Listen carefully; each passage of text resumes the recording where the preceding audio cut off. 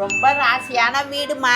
இன்னைக்கு டாப் 10 பணக்கார லிஸ்ட்ல இருக்கிறவங்க எல்லாம் யாரு? இங்க இருந்துட்டு போனவங்க தான். ஆண்டி எனக்கு வீடு ரொம்ப பிடிச்சிருக்கு ஆண்டி. அப்ப மத்த விஷயம் எல்லாம் பேசிடலாமாமா? பேசிடலாம் ஆண்டி. ஆமா, வீட்டுல மொத்தம் எத்தனை பேரு? நானே எங்க வீட்டுக்காரு 2 பசங்க எங்க மாமியார் ஆண்டி. என்ன மாமியாரா? மாமியார்னா 2 பேரும் சண்டை போட்டுக்கினே கிடப்பீங்களா? நீ என்ன பண்ற? உன் மாமியார நல்லா ஹோம்ல விட்டுரு. ஆமா, எத்தனை பசங்க சொன்ன? 2 ஆண்டி, ஒரு பையன் ஒரு பொண்ணு. பையன் என்ன பண்றான்? பொண்ணு என்ன பண்ணுது? பையனுக்கு 4 வயசு, பொண்ணுக்கு 1 வயசு ஆண்டி. அங்கங்க ஓடி அட்டகாசம் பண்ணுமே. ஏன் பையனை ஹாஸ்டல்ல சேர்த்துரு. ஆமா, எத்தனை புருஷன் சொன்ன?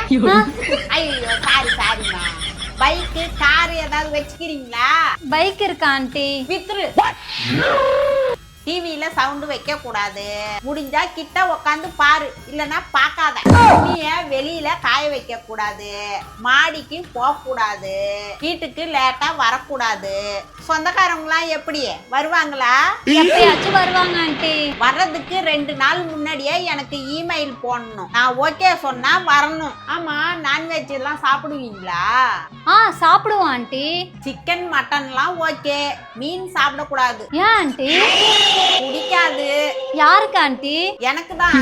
வாடகை 31ஆம் தேதி நைட்டு 12 மணிக்கெல்லாம் வந்துடணும். இல்லைன்னா ஃபைன் போட்டுருவேன். என் மேல கோச்சிக்க கூடாது. தண்ணிக்கு தனியா காசு, வீடு மெயின்டெனன்ஸ்க்கு தனியா காசு, வீட்டு செலவுக்கு தனியா காசு.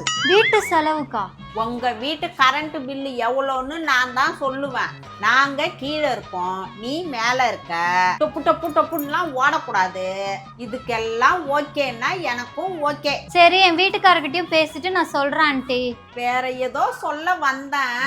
மத்ததெல்லாம் பேப்பர்ல எழுதி வச்சிருக்கேன், படிச்சுக்கோ.